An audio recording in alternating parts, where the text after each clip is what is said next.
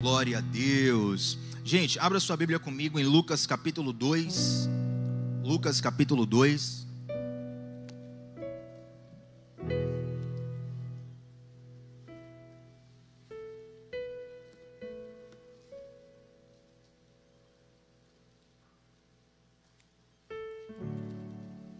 E antes de nós lermos a palavra, eu gostaria que você ficasse de pé rapidamente. Pastor Silas que tem essa manhã, né? Vamos ficar de pé para ler a palavra de Deus. Mas nesse momento não é para ler a palavra não. Eu gostaria que você saísse do seu lugar e abraçasse pelo menos 5 pessoas aqui nesse lugar e declarasse uma bênção na vida dele, na vida dela. Não, irmão Thiago, eu nem tomei banho, eu não passei desodorante. Meu irmão, é o bom perfume de Cristo, já deu tudo certo. É isso aí, evangelho é uns aos outros. Não tem erro.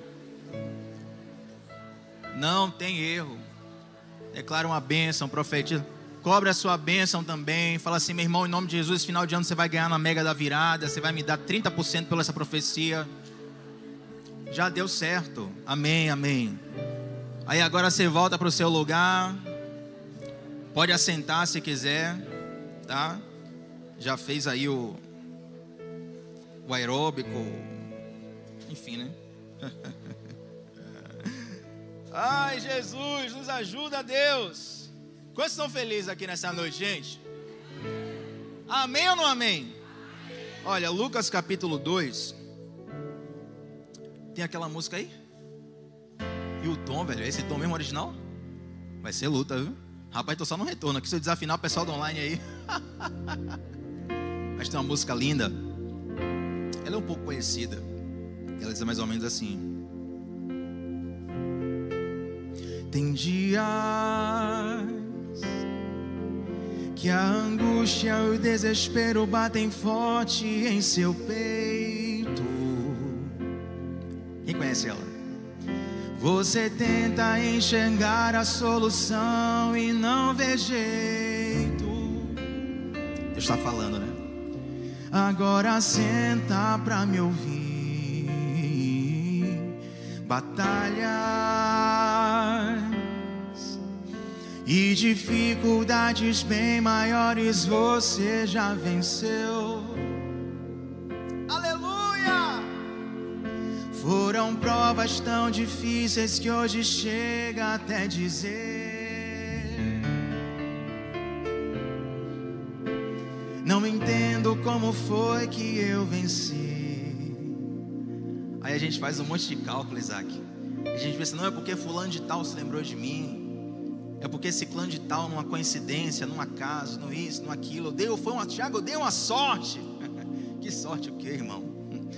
A verdade é que existe um mistério aí dentro, uma força que excede o entendimento, a razão para ter chegado até aqui.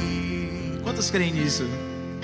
Tem alguém que esteve do seu lado em toda a trajetória, alguém que conhece até o fim da história e me trouxe até aqui pra te dizer. Agora, com todo respeito, você vai pegar na mão da pessoa que está do seu lado, com o máximo respeito. Porque essa parte você não canta para Deus, você canta para o outro. Você vai ser voz de Deus para a vida dessa pessoa. E você vai receber essa palavra do céu nessa noite. Lembra quando estava por um fio pra desistir, e quando faltou isso aqui pra você cair, e mesmo assim você tentou mais uma vez.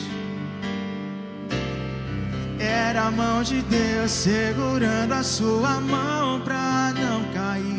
Você não veio até aqui pra desistir, então não tem por que chorar, volte a sorrir. Era a mão de Deus e vai ser sempre assim. Oh, glória a Deus! Aleluia! Aleluia! Rapaz, tem que cantar domingo, vai segurar a voz. Jesus amado, bota o retorno aí, Beto. Lucas capítulo 2. Gente, na verdade, o texto que eu tenho para falar hoje é Lucas capítulo 2, do 1 ao 20. Então, para a gente não perder o tempo precioso aqui lendo os versículos, 20 versículos é um tempo extenso, eu quero expor com vocês algumas ideias. Não tenho uma pregação esboçada, eu tenho algumas anotações aqui. Anotações essas que provavelmente eu faria ou farei um devocional baseado nelas. Eu faço um devocional diário todo dia, de segunda a sexta, 7h30 da manhã, sempre começando o dia mergulhando na palavra de Deus. E essas anotações, esses devocionais são fruto de anotações simples. Então eu tenho um compilado de anotações baseado no nascimento de Jesus. Eu vou compartilhar com você aqui, amém? Então, para a gente não ler do 1 ao 20, eu já vou ler o primeiro versículo e eu vou compartilhando o que Deus colocou no meu coração. Põe a mão no seu coração aqui nessa noite. Fala assim: Senhor, fala comigo nessa noite. Pronto, primeira vez você falou porque eu pedi. Agora você vai falar com a sinceridade do seu coração. Senhor, fala comigo nessa noite. Aleluia. Lucas capítulo 2, versículo 1 diz assim: Naqueles dias saiu um decreto da parte de César Augusto, ordenando o recenseamento de todo o mundo habitado. Esse versículo 1 começa aqui a narração do nascimento de Jesus, e ele parece um versículo muito despretensioso, mas a Bíblia diz que toda a Escritura é inspirada por Deus e apta para o ensino. Quando você olha uma coisa na Bíblia e acha que é inofensiva, na verdade você ainda não percebeu o que o texto tem para dizer para você. E deixa eu fazer uma contextualização aqui para você entender quem foi César Augusto e por que ele fez esse recenseamento. César Augusto é o chamado Otaviano, aquele que substitui Júlio César. Então Augustus Otavianus César era um imperador romano, imperador de toda a época. Roma tinha um império que passava por vários territórios, inclusive o território da Judéia, o território de Israel. Então nesse momento ele ordena um recenseamento, ele ordena um alistamento. Até aqui tudo bem, parece que Deus não está falando conosco, mas daqui a pouco você vai ver Deus soprar no seu coração, porque tem um detalhe que nos escapa. A Bíblia é recheada de profecias. Nós estamos agora no final do ano, Natal vai ser o principal tema para muitas igrejas, para muitas pessoas, para muitas famílias. E é interessante que todo o Antigo Testamento é recheado de diversas profecias sobre o Messias. Se você for catalogar, dá mais de 300 profecias só no Antigo Testamento, falando sobre o Messias, sobre o nascimento virginal, sobre a vinda dele, o tempo dele e diversas coisas. Por exemplo, a primeira profecia que há no Antigo Testamento sobre a vinda de um Messias foi dita lá no Jardim do Éden. Gênesis capítulo 3, Adão e Eva comem do fruto proibido e Deus está ali emitindo uma série de sentenças condenatórias, condenando Adão, condenando Eva, condenando a serpente. Por exemplo, para a serpente Deus fala assim: tu comerás do pó dessa terra por toda a sua vida. Para a mulher ele fala assim: eu multiplicarei as dores do seu parto. Para o homem ele traz uma maldição que se expande para toda a criação. Deus fala que a terra seria maldita por causa do homem. E talvez você está pensando aí: tchau, que texto pesado, que cena pesada. Sim, é pesada, a justiça de Deus muitas vezes é dura, é difícil. Mas no meio dessa sentença condenatória, Deus também emite uma promessa, porque o final sempre é feliz com Deus, Ele tem a chave da história. E lá em Gênesis capítulo 3, depois de todas essas sentenças, Deus fala assim: da semente da mulher nascerá aquele que esmagará a cabeça da serpente. Então desde o primeiro pecado, desde a primeira sentença, desde o primeiro juízo, desde a primeira condenação, Deus já anuncia a salvação. A nossa vida pode ter começado com condenação, mas ela vai terminar com salvação. Quem vai morar com Jesus aqui? E aí dá o tempo. As profecias são muito numerosas no Antigo Testamento, inclusive numa delas, em Miqueias capítulo 5, versículo 2, tem uma muito interessante. Eu acho que uns 30, 40% de vocês nunca nem leram Miqueias. É um livro esquecido.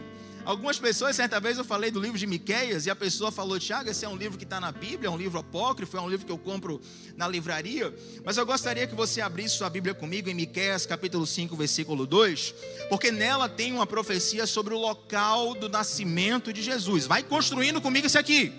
Miqueias capítulo 5, versículo 2, a Bíblia diz assim: mas tu, Belém Efrata, embora seja pequena entre os clãs de Judá, de ti virá para mim aquele que será governante sobre Israel. As suas origens estão no passado distante, em tempos antigos. Você pergunta, Tiago, o que é que isso tem a ver com Lucas capítulo 2, versículo 1, onde o imperador romano está fazendo um alistamento? Eu vou te explicar.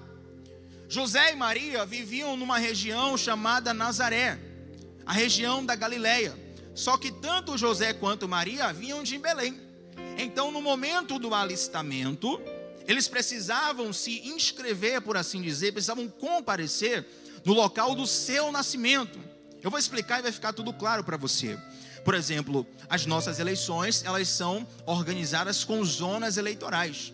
Eu, particularmente, vivo em Salvador já há muitos e muitos anos, mas o meu título eleitoral é do interior.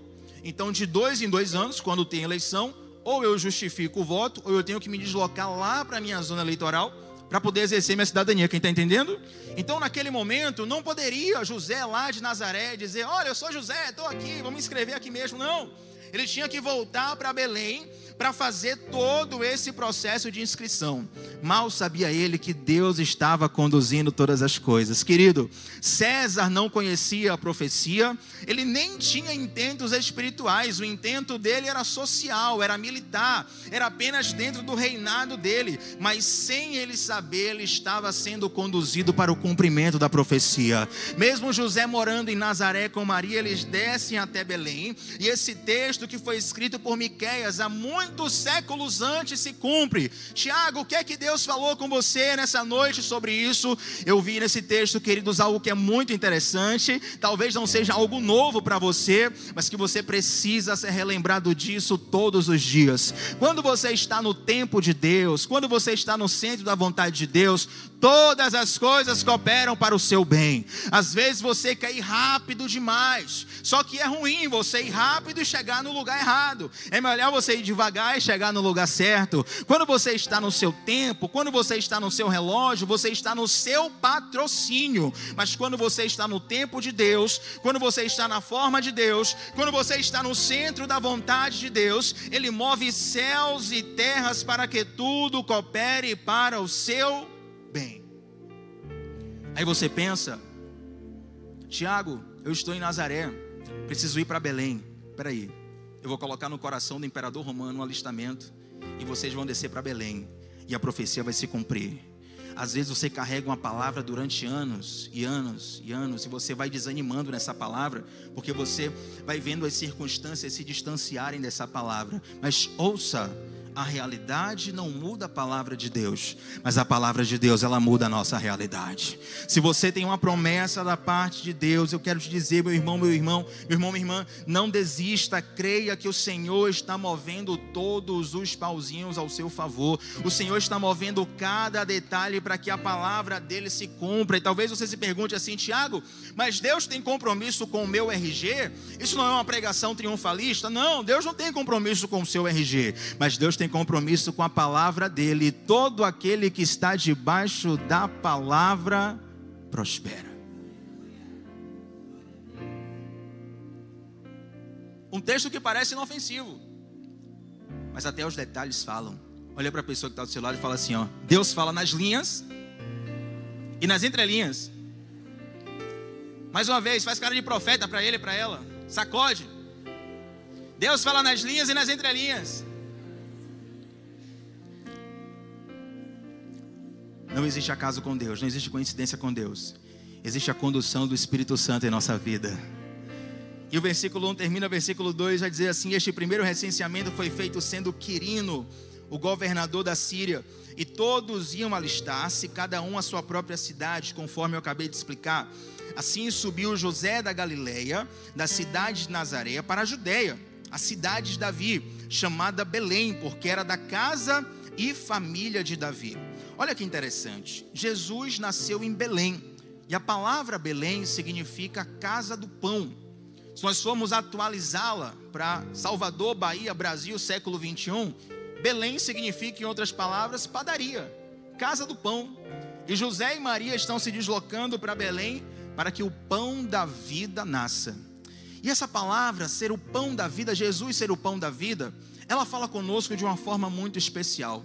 Porque a comida natural, ela sustenta o nosso corpo natural. Mas a comida espiritual, ela sustenta a nossa alma e sustenta o nosso espírito. Se você estiver com fome, você pode comer um prato de arroz com feijão, você pode comer um miojo, você pode comer um fast food, um hambúrguer, uma pizza, você pode comer uma lasanha, você pode comer uma picanha, e se você for no Boi Preto, você pode até me convidar, mas nada disso vai preencher a sua alma. Você pode morar no apartamento dos seus sonhos, você pode ter o salário que você sempre sonhou, você pode até portar o diploma que você sempre desejou ter desde a infância. Tiago, eu queria ser médico, eu queria ser arquiteto, eu queria ser engenheiro. Hoje eu consegui, eu estou com meu diploma aqui. Mas tudo isso é externo, nada disso sacia a alma. É por isso que o homem parece sempre estar correndo atrás de algo. Mas tem uma pessoa que é o pão da vida. E quando ela entra na nossa vida, ela sacia completamente as nossas vontades, a nossa fome. Não é que você agora vai, Tiago, parei de viver porque não tenho mais fome. Não, esse alimento, esse pão da vida, ele primeiro vai saciar a tua fome. Segundo, assim como qualquer alimento, ele vai fortalecer você e capacitar você para que você viva os propósitos de Deus na terra. Tem nutricionista aqui? Nutricionista? Jesus amado, vou até murchar a barriga aqui, porque... Mas a nossa irmã nutricionista vai saber melhor do que eu que alimentos, todos eles enchem barriga, todos. Mas nem todos nutrem. Você pode encher a barriga com 10 hot dogs. Você pode encher a barriga com rodízio. Você pode encher a barriga com um prato de salada. A nutrição de cada alimento é diferente. E essa nutrição, ela vai reverberar no seu corpo, na sua saúde, na sua disposição, na qualidade do seu sono e inclusive nas emoções. Estou mentindo? Corretíssimo. É porque eu falei estou mentindo, ela fez assim, mas ela falou corretíssimo. Mas brincadeiras à parte, quando nós falamos de alimento, nós falamos de sustento para o corpo. Como é que você quer ter uma alma alimentada se você não se nutre com o pão da vida? Tiago, como é que eu posso me nutrir com o pão da vida? É muito simples. Você abre a Bíblia num texto como esse e vou dar uma dica para vocês. Todas as vezes que você abrir a Bíblia e se sentir incapaz de interpretar o texto, você faz uma oração muito simples. Fala assim: Espírito Santo, me ensina. A Bíblia é o único livro que quando você abre, o autor se coloca do seu lado para te ensinar. Tiago, e se eu souber o texto dessa mesma forma, você fala: Espírito Santo, me ensina. Porque às vezes não é algo novo que você lê, mas é uma promessa que você relembra, uma palavra que você relembra, é um atributo de Deus que você relembra, que vai te sustentar novamente.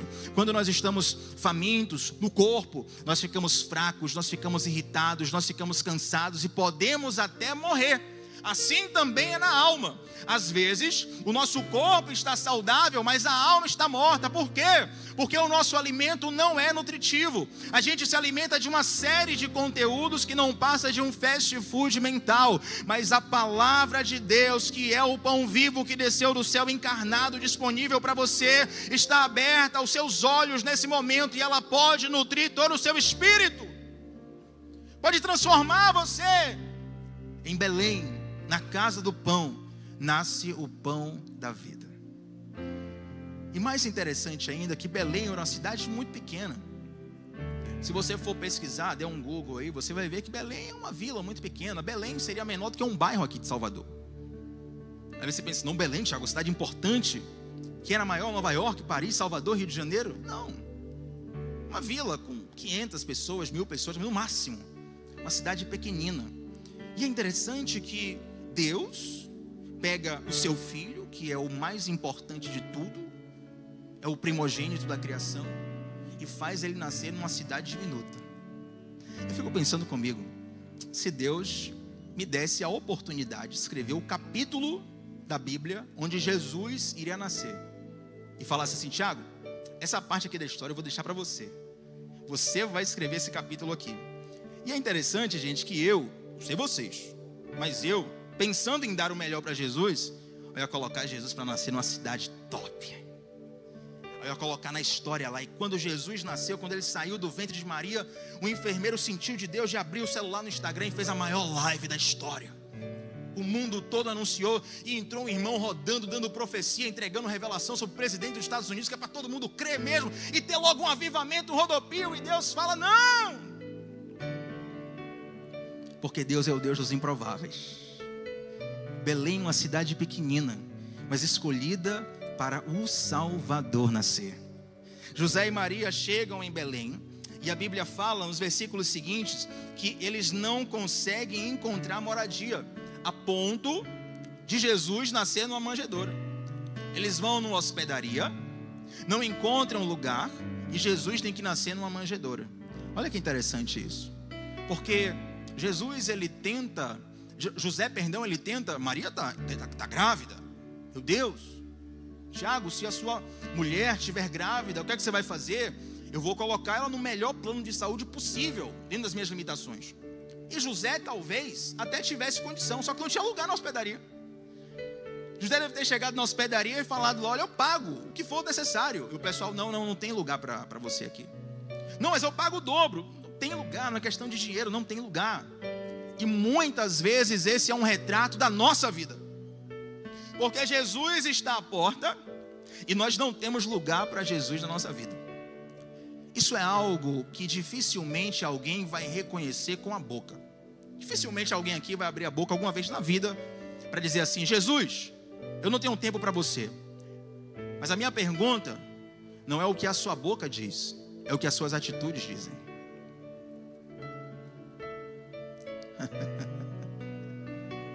Aí José tenta uma hospedaria, tenta outra hospedaria, tenta outra hospedaria, tenta outra hospedaria, e ele não consegue, a ponto de Jesus ter que nascer num estábulo, num lugar onde tinha animais, num lugar onde tinha provavelmente fezes de animais, num lugar completamente insalubre, completamente inóspito. E Jesus nasce ali. Eu pensando cá com os meus botões, né? Se eu escrevesse a história de Jesus, eu pensando: rapaz, esse capítulo aqui, acho que Deus vacilou, velho. Deus Pai poderia ter dado um jeitinho, um negocinho melhor, né? Pelo menos ali, será que não tinha o SUS, um plano de saúde ali, o anjo descer na hora tal, e fazer o Albert Einstein daquele tempo? Não. Porque quando eu estava lendo esse texto, meu irmão, Deus me falou algo muito pesado. E é tão pesado que eu quero jogar essa carga para vocês também. O fato de que nós, muitas vezes, nos achamos uma hospedaria. Você se acha um hotel 5 estrelas. Eu vi uma pesquisa, Isaac, eu fiquei assustado, assombroso, né? E a pesquisa diz que normalmente a gente se vê 5 vezes mais bonito do que o que a gente é.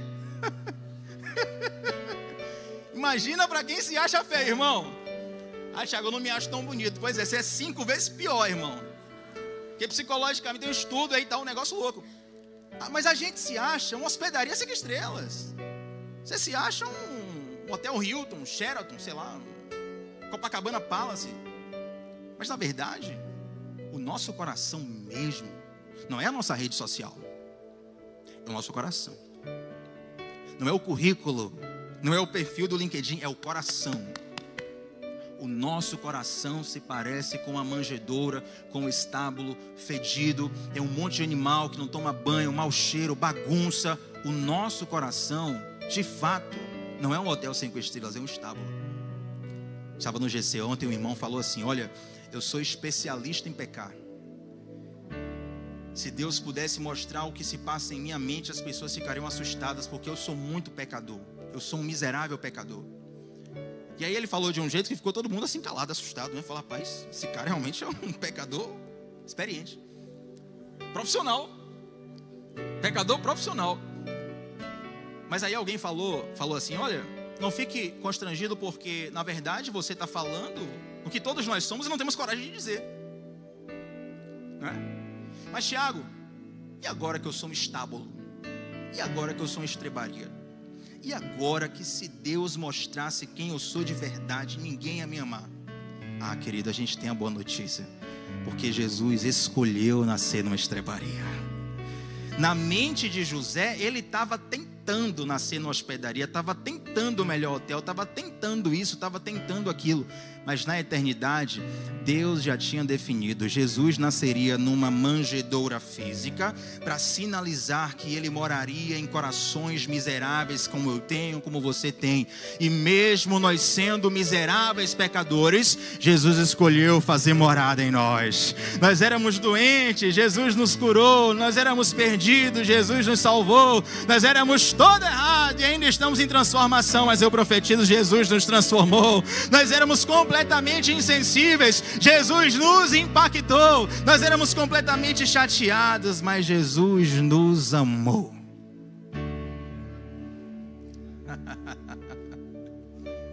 Eu sinto a presença de Deus nesse lugar. Às vezes a gente se preocupa tanto com a árvorezinha de Natal e a gente se esquece que Jesus quer nascer nos nossos corações. Mas Tiago, eu já sou crente. Tem um versículo que a gente usa muito para fazer apelo, né? Fala pregação, fazer apelo. A gente pergunta assim, quem quer aceitar Jesus? Aí o pregador vai e fala assim, ó, em Apocalipse 3:20 está escrito, eis que estou à porta e bato. Se você abrir a porta, eu entrarei em sua casa, cearei com ele e ele comigo. Aí eu vou botar mais pressão ainda. Às vezes o pregador é cantor e começa a cantar aquela: meu amigo, hoje tu tens a escolha, vida ou morte, qual vais? A pessoa já entra no pânico, né? Aí, amanhã pode ser muito tarde. E o cara pensa, meu Deus, vou sair daqui, vou morrer. Aceita logo a Jesus.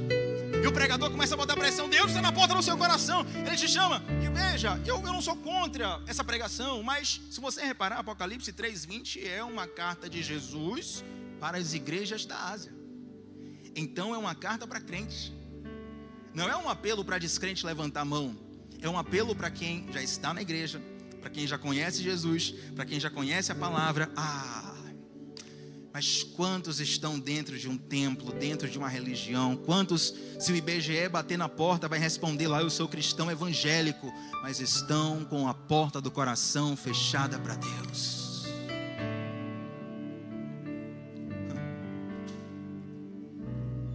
É interessante que, num dos versículos aqui, a Bíblia fala que Moisés é milênios atrás, que José, ele vai com Maria de Nazaré para Belém. Eu tomei a liberdade de pesquisar qual a distância de Nazaré para Belém. Em termos de estrada hoje, 150 quilômetros. Em linha reta, se você abrir o Google Maps, 100 quilômetros, 110. Mas em termos de estrada, 150 hoje. Naquele tempo, não sei quanto era. Provavelmente mais. E naquele tempo não tinha Uber. Naquele tempo não tinha ônibus. Não tinha avião. Você tinha que colocar uma mulher grávida em cima de um camelo, de um jumento, e tá com ela ali, ou andando ou num camelo. Eu prefiro acreditar que José, como cavalheiro, colocou num jumentinho, num camelo, né, gente?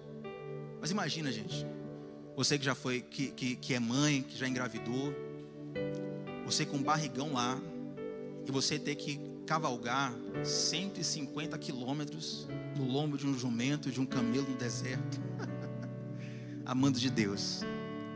Seria mais confortável ficar em Nazaré. É mais confortável ficar em Nazaré.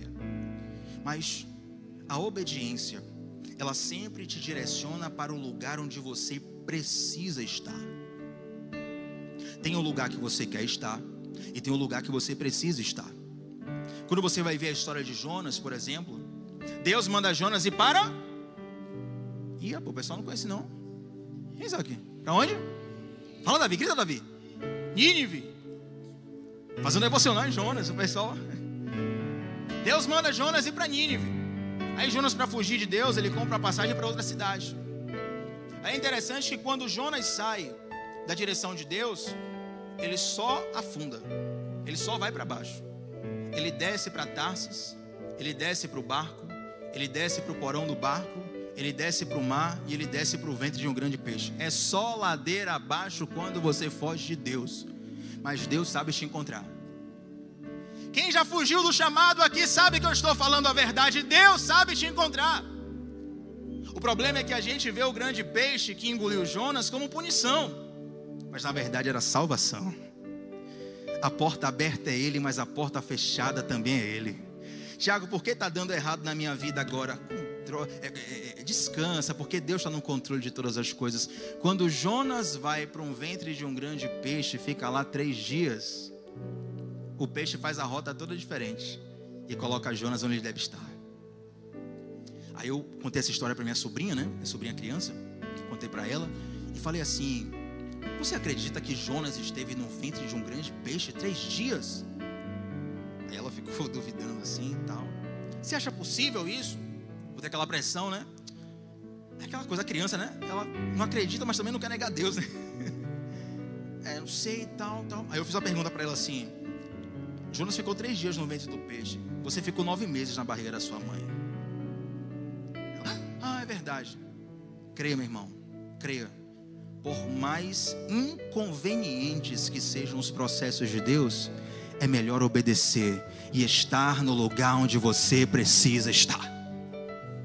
Dizem que os barcos pesqueiros, quando eles vão para lugares muito distantes pescar os peixes, eles têm que trazer o peixe fresco para o peixeiro. E às vezes quando você pesca o peixe ali, o peixe já está morto há um tempo, ele chega no mercado já um pouco, mais delicada a situação. Sabe o que os peixeiros fazem? Eles pescam, o pescador faz, ele pesca o peixe, coloca dentro de um tanque, dentro do barco, e coloca normalmente um predador dentro daquele tanque. Que é para o peixe ficar correndo o caminho todo, para que ele chegue vivo no destino final. Às vezes, Deus coloca um tubarão no tanque, só para você ficar vivo, só para você ficar esperto, só para você estar no lugar certo, no centro da vontade de Deus. Semana passada nós não tivemos culto presencial por conta das chuvas, e aí nós fizemos o culto online diretamente da minha casa. Loucura, né? Câmera lá, dentro do quarto, lá devocional de dia, devocional de noite.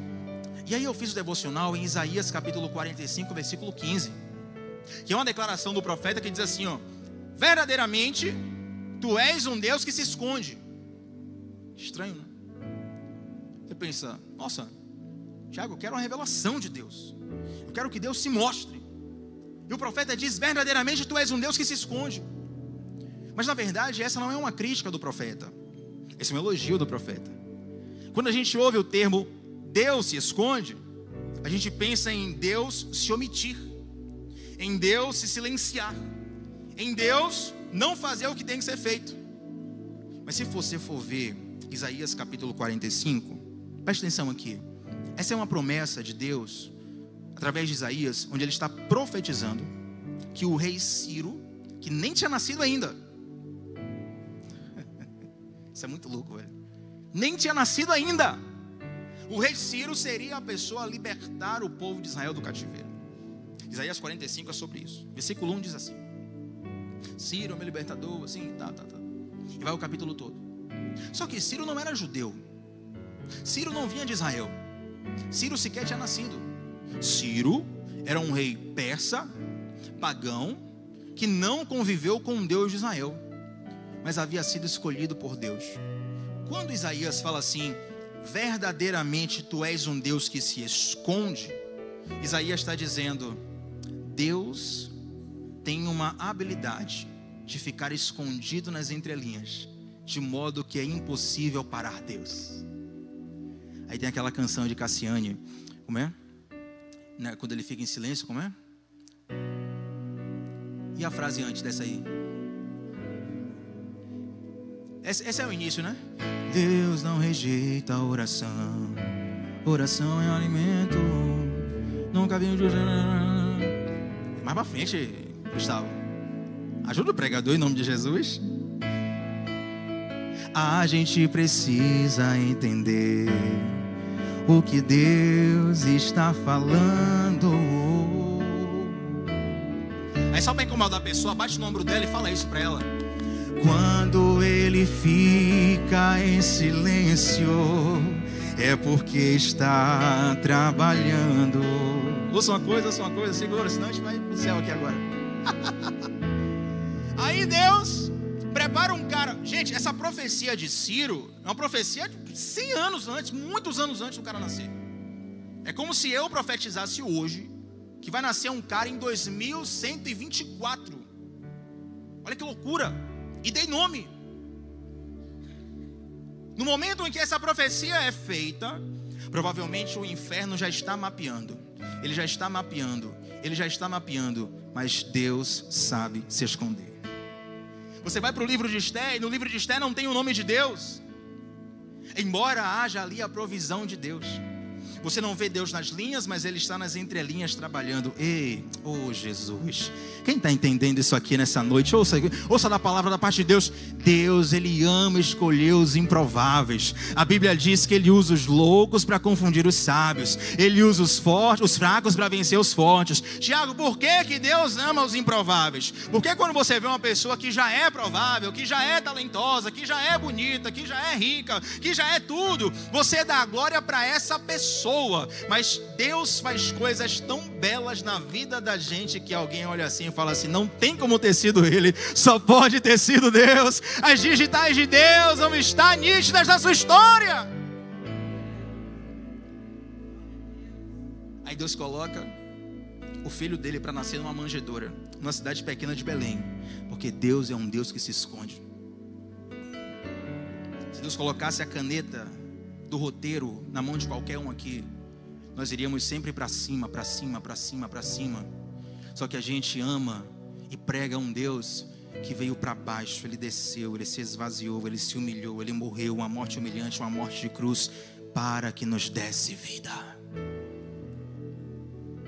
Eu quero encerrar aqui agora, porque o horário já está chegando. Tinha muito mais coisa aqui, mas vou guardar para os devocionais, tá?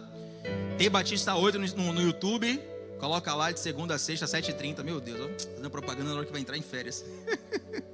Mas amanhã tem ainda, essa semana tem ainda, vai dar tudo certo. Mas eu quero ler com vocês, vem comigo para o versículo 8, rapidamente, para a gente terminar aqui. Está escrito assim: havia naquela mesma região pastores que viviam nos campos e guardavam o seu rebanho durante as vigílias da noite. Apareceu-lhes o anjo do Senhor, e a glória do Senhor os cercou de resplendor, e foram tomados de grande temor. O anjo lhes disse: não temais, eu vos trago novas de grande alegria, que será para todo o povo. Na cidade de Davi vos nasceu hoje o Salvador, que é Cristo o Senhor. Observe, Deus manda um anjo aparecer para alguns pastores que estão ali na região cuidando do seu rebanho. E a Bíblia fala que o anjo apareceu com a glória do Senhor, de modo que os caras tremeram de medo. Deus tem várias formas de aparecer, amém? Tiago, é possível que um anjo apareça em formato humano? Com certeza. Mas aparece demais da conta? Demais da conta, você não faz ideia. Ah, Tiago, estou esperando aí os robôs humanoides, que não sei o que. Meu irmão, tem anjo do seu lado o tempo todo. E mostra na Bíblia, Tiago, Gênesis.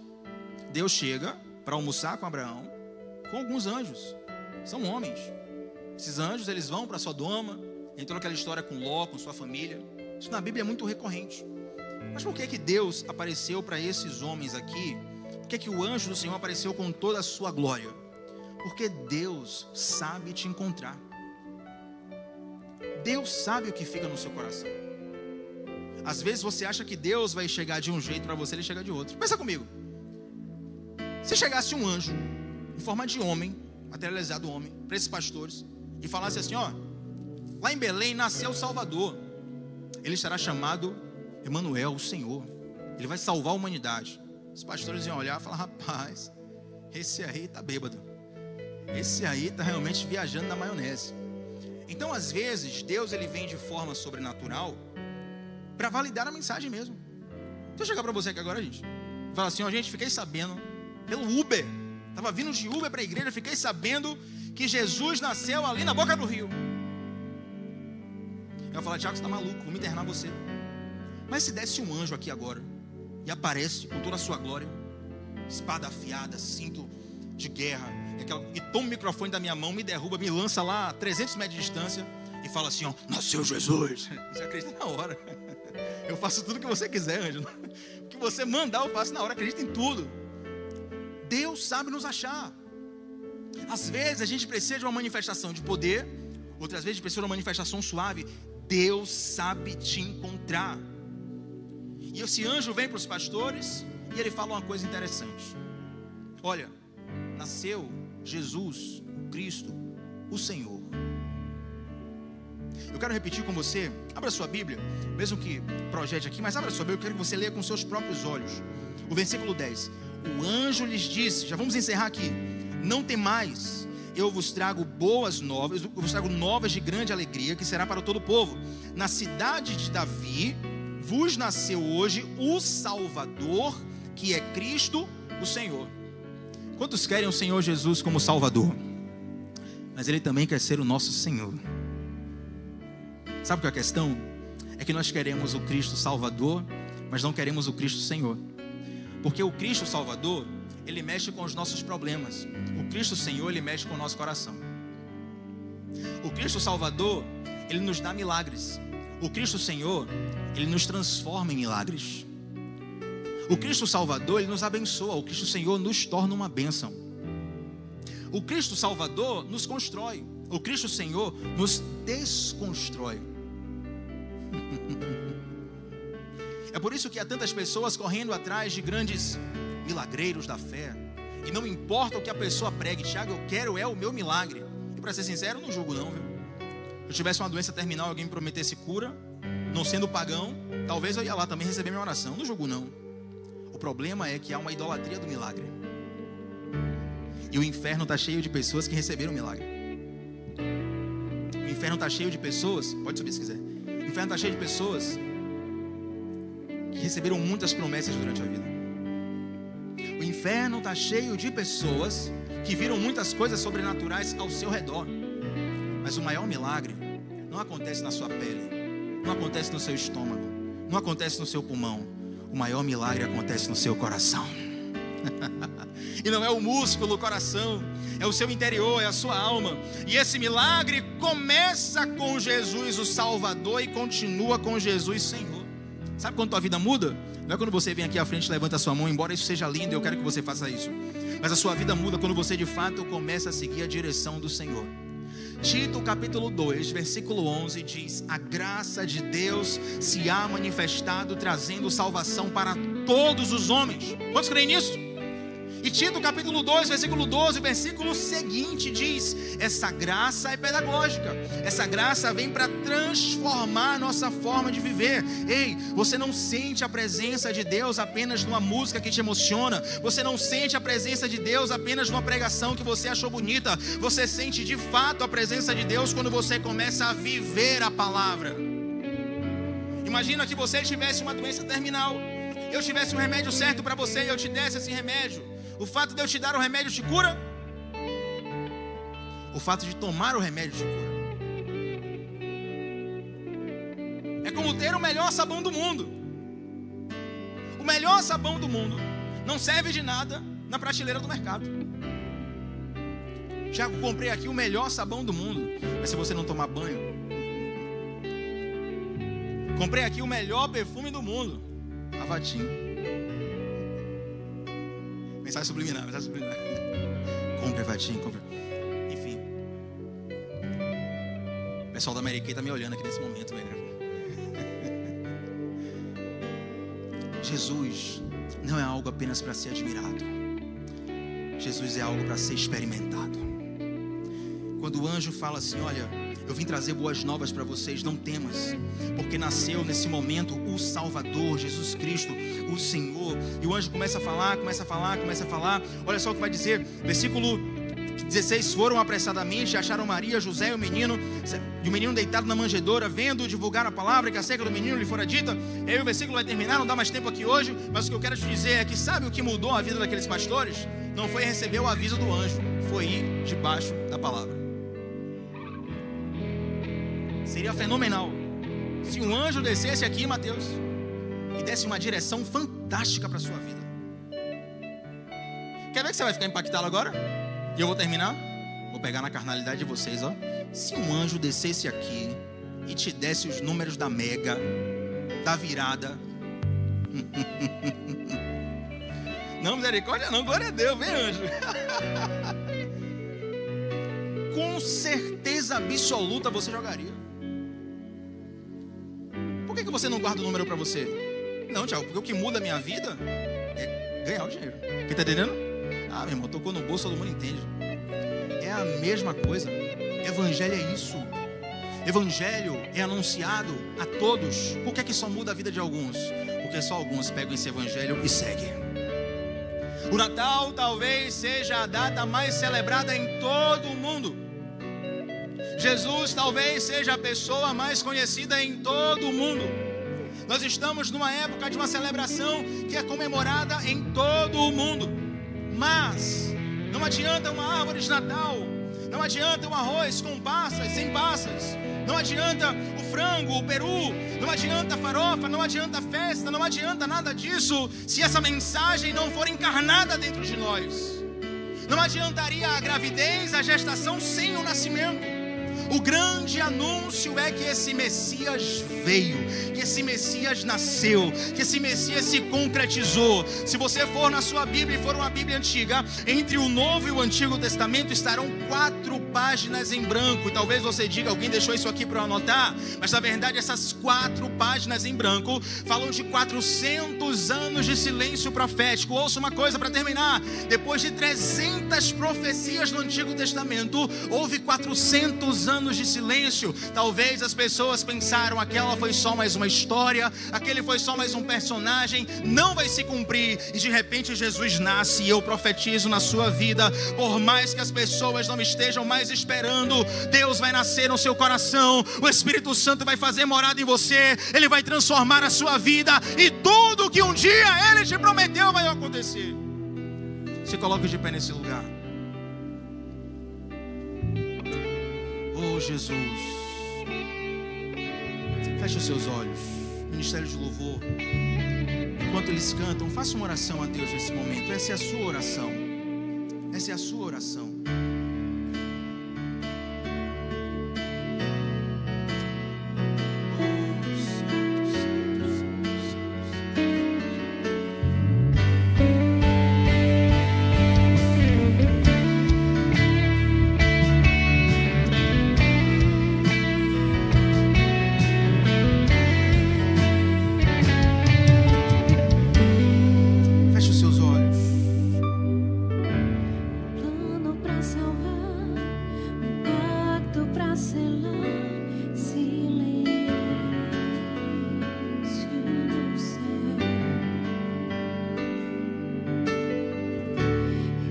De salvação encheu seu coração, ele nem hesitou.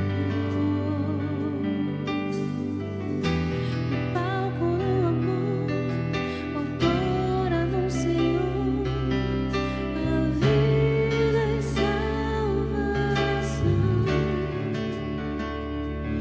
Tudo que ele fez foi obedecer o plano que Deus escreveu.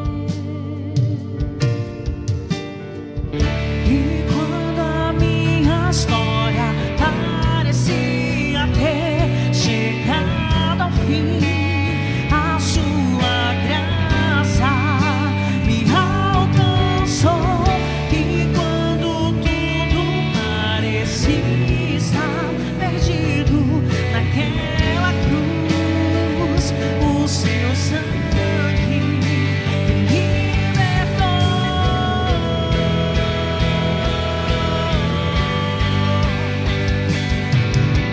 Jesus, o plano perfeito, mistério da graça que me transformou. O seu nome é Jesus, nome sobre todos, veio pra salvar, ele me salvou. Pra salvar, um pacto pra selar, silêncio do céu. Resgate, salvação, encheu seu coração, ele nem hesitou. No palco do amor, o autor anunciou a vida e salvação. Tudo que ele fez foi obedecer o plano que Deus. Oh, por favor, levante a sua voz o mais alto que você puder e declare isso. E quando a minha história parecia ter chegado ao fim, a sua graça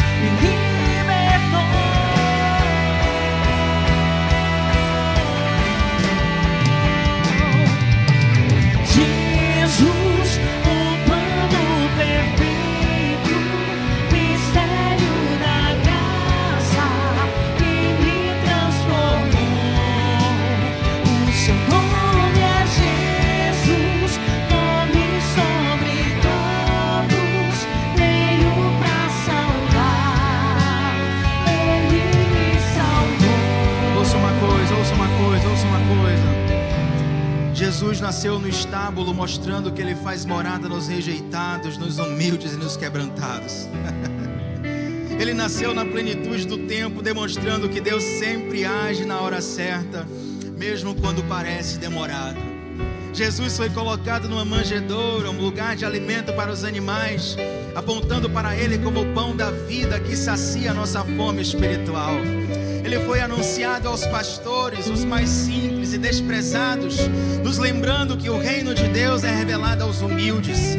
Jesus nasceu sob uma estrela que guiou os pastores até Ele, mostrando que Deus usa sinais para atrair aqueles que o buscam. Ele nasceu em meio à opressão, sobre o domínio romano, trazendo esperança em tempos de crise, como faz ainda hoje. O seu nascimento de uma virgem revela que Deus realiza o milagre do impossível, operando milagres onde não há solução. Ele foi adorado pelos pastores, representando que a sua salvação é para todos os povos e para todas as culturas. Jesus nasceu em Belém, a casa do pão, para mostrar que Ele é o alimento que nutre o espírito. Ele nasceu sob o governo de César Augusto, provando que o seu reino desafia os reinos humanos e é construído na humildade e no amor. Sim, Ele nasceu em meio ao silêncio profético, rompendo 400 anos sem profetas, para trazer a palavra viva de Deus.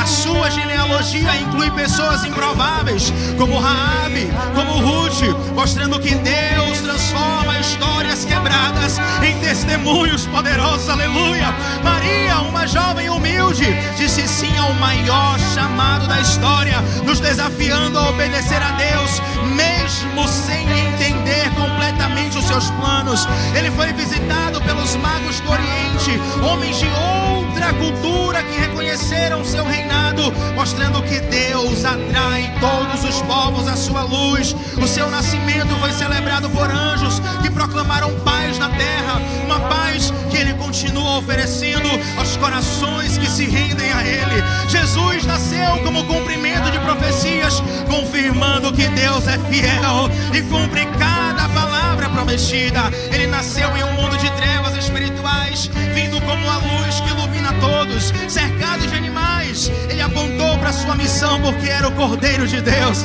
que tira o pecado do mundo. Aleluia! Anunciado pelo anjo Gabriel, o seu nome significa Deus é minha força. Ele veio para restaurar e fortalecer os quebrantados. Jesus nasceu em meio à diversidade cultural, simbolizando que o seu reino transcende barreiras. Ele nasceu sobre a sombra da perseguição de Herodes, mostrando que nenhum poder pode frustrar os propósitos divinos. Como Emanuel, o Deus conosco, Ele provou que não é um Deus distante, mas é aquele que caminha conosco e nos transforma. Levante sua mão agora. Ele nasceu numa cidade insignificante, Belém, e escolheu a simplicidade para mostrar que Deus usa os improváveis para grandes propósitos. De uma manjedoura até a cruz, Jesus nasceu para nos salvar, para nos reconciliar com Deus, e hoje Ele continua chamando corações para viverem sobre o seu reinado. Ele nasceu para te dar um novo começo, para saciar a sua alma, para iluminar as suas trevas, e hoje é o dia da sua salvação.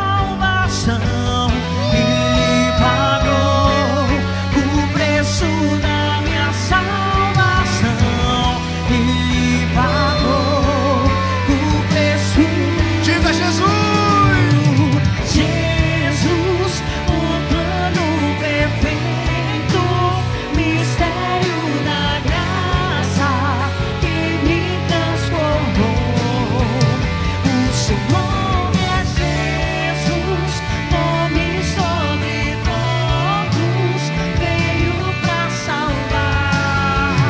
Ele me salvou. Bem baixinho. Me perdoe o horário, já vamos terminar. Antes de nós terminarmos, deixa eu fazer uma pergunta aqui. Se tem alguém aqui nessa noite que quer fazer uma aliança com Jesus, se tiver, faça um sinal com sua mão e nós vamos orar por você. Tem alguém aqui nesse lugar? Tem uma pessoa aqui na frente que quer fazer uma aliança com Jesus. Tem alguém em outro lugar? Tem outra pessoa ali. Louvado seja o nome do Senhor. Tem mais alguém? Tem uma pessoa ali. Louvado seja o nome do Senhor. Jesus está nascendo em corações. Tem aqui também? Louvado seja o nome do Senhor. Aleluia. Ele é fiel, Ele é santo, Ele é poderoso, Ele é justo. Vem aqui à frente rapidinho, vem aqui à frente, vem aqui à frente. Vem aqui à frente rapidinho, vem aqui à frente, vem aqui à frente, vem aqui à frente. Rapidinho, pra gente orar. Perdoe o horário. Qualquer dia desse eu vou fazer uma vigília aqui, não quero saber de nada. Mas seu nome? Deus tem uma grande obra na sua vida. Eu vejo isso. Eu preguei hoje sobre Lucas, baseado em Lucas. Lucas era um médico grego. Ele não conviveu pessoalmente com Jesus, mas ele ouviu uma história, ele creu nessa história. Interessante que mesmo sem ter visto pessoalmente Jesus, ele traz detalhes de curas que outros evangelistas não trazem, porque ele era médico. Eu vejo o Senhor Deus trabalhando nos detalhes da sua vida. E eu vejo o Senhor Deus colocando aos seus olhos clareza em detalhes que outros não veem. Esses detalhes não são para acusar. Os detalhes que você verá não são para acusar, é para você remediar. O Senhor Deus vai colocar cura em suas mãos e cura em suas palavras. Eu profetizo que a sua vida será um farol de Deus nessa terra. Glória a Deus. Olha quanta gente aqui. Louvado seja o nome do Senhor. Feche os seus olhos, estenda a sua mão para quem está aqui à frente. Quem está aqui à frente, por favor, faça um sinal com as mãos como que de receber. Faça um sinal de receber. Ah, Jesus, louvado seja o teu nome. Pai, nós te damos graças por essas vidas. Te damos graças por essa mensagem. Nós te damos graças pelo teu poderoso toque aqui nessa noite. Te damos graças porque mesmo sendo nós uma estrebaria, e a verdade é essa, nós somos uma estrebaria fedida, podre, inóspita, mas pelo seu grande amor o Senhor decidiu fazer morada em nós. Eu te agradeço, Pai. E assim como o nascimento de Jesus foi o início de uma história, eu profetizo, Pai, que esse momento aqui na vida deles não vai ser um final, vai ser um ponto e vírgula, vai ser uma continuação. Que hoje comecem novos capítulos da história dessas pessoas. Que eu sei que o Senhor permanece com a caneta da história. Eu sei que o Senhor permanece escrevendo cada página.